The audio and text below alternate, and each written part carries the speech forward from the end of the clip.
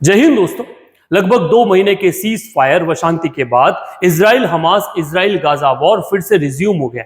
दावा किया गया कि रिसेंटली एक मेसिव इजरायली एयर स्ट्राइक में लगभग 100 पैलेस्टीनियंस जो है वो मारे गए।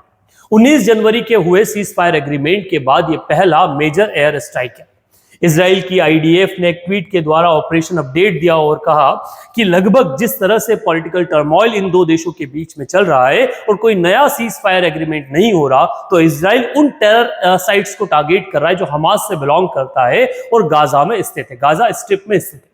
इजराइल गवर्नमेंट ने दावा किया कि लगातार हमास जो है वो शांति समझौतों को, सीज फायर एग्रीमेंट को बैक टू बैक रिजेक्ट कर रहा है और यही एक रीजन है कि इजराइल हमास की मिलिट्री स्ट्रेंथ को बढ़ने नहीं देना चाहता और वो उन एरियाज को फिर से टारगेट करना शुरू कर चुका है।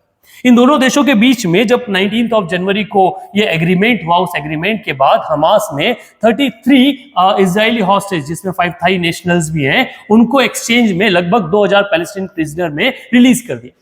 उसके बाद अभी भी 59 इजरायली हॉस्टेज को लेकर बातचीत जारी और वो लगातार ब्रेक हो रही। हमास का मानना है कि जब तक इजराइल कंप्लीट वॉकआउट नहीं करेगा, विड्रॉल नहीं करेगा गाजा से, तब तक वो 59 जो प्रिजनर्स हैं या फिर हॉस्टेजेस हैं उनको रिलीज नहीं करेगा।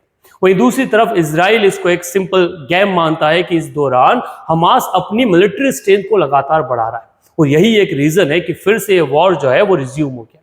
इजराइल गाजा के बीच में जो सीज फायर एग्रीमेंट में ब्रेक हुआ, इसको लेकर आप क्या ओपिनियन रखते हैं, कमेंट बॉक्स में जरूर लिखें।